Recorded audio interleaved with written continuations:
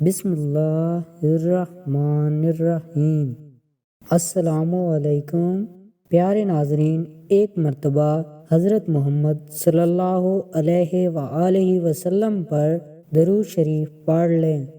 ایک بار نبی کریم صلی اللہ علیہ وآلہ وسلم لوگوں میں بیٹھے ہوئے ان سے باتیں کر رہے تھے۔ اتنے میں ایک دیہاتی آپ کے پاس آیا اور پوچھنے لگا کہ قیامت کب آئے گی؟ آپ صلی اللہ علیہ وآلہ وسلم اپنی گفتگو میں مصروف رہے۔ بعض لوگ جو مجلس میں تھے کہنے لگے، آپ صلی اللہ علیہ وآلہ وسلم نے دیہاتی کی بات سنی لیکن پسند نہیں کی، اور بعض لوگ کہنے لگے کہ نہیں، بلکہ آپ نے اس کی بات سنی ہی نہیں۔ جب آپ صلی اللہ علیہ وآلہ وسلم اپنی باتیں پوری کر چکے تو میں سمجھاتا ہوں کہ آپ صلی اللہ علیہ وآلہ وسلم نے یوں فرمایا، وہ قیامت کے بارے میں پوچھنے والا کہاں گیا؟ اس دیہاتی نے کہا، یا رسول اللہ، میں موجود ہوں۔ آپ صلی اللہ علیہ وآلہ وسلم نے فرمایا کہ جب امانت ایمانداری دنیا سے اٹھ جائے تو قیامت قائم ہونے کا انتظار کر۔ اس نے کہا، ایمانداری اٹھنے کا کیا مطلب ہے؟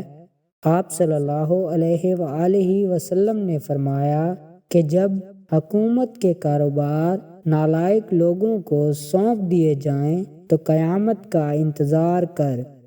حضرت ابو درداء بیان کرتے ہیں، رسول اللہ صلی اللہ علیہ وآلہ وسلم نے فرمایا، کیا میں تمہیں تمہارے بہترین عمل کے بارے میں نہ بتاؤں جو کہ تمہارے مالک کے ہاں اجر کے لحاظ سے زیادہ بڑھنے والا، تمہارے بلند درجات کا باعث بننے والا، تمہارے لیے سونے اور چاندی کے خرچ کرنے سے بہتر، اور تمہارے لیے دشمن سے ایسا جہاد کرنے سے بہتر جس میں تم ایک دوسرے کی گردنیں اڑاؤ؟ صحابہ نے عرض کیا، کیوں نہیں، ضرور بتائیں۔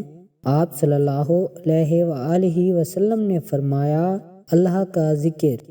مالک، احمد، ترمذی اور ابن ماجہ، البتہ امام مالک نے اسے ابو درداء پر موقوف قرار دیا ہے۔ حضرت ابو ہریرہ رضی اللہ تعالی عنہ کہتے ہیں کہ رسول اللہ صلی اللہ علیہ وآلہ وسلم سے اس چیز کے بارے میں سوال کیا گیا جو لوگوں کو باکثرت جنت میں داخل کرے گی، تو آپ صلی اللہ علیہ وآلہ وسلم نے فرمایا، اللہ کا ڈر اور اچھے اخلاق۔ پھر آپ صلی اللہ علیہ وآلہ وسلم سے اس چیز کے بارے میں سوال کیا گیا جو لوگوں کو باکثرت جہنم میں داخل کرے گی، تو آپ صلی اللہ علیہ وآلہ وسلم نے فرمایا، منہ اور شرمگاہ۔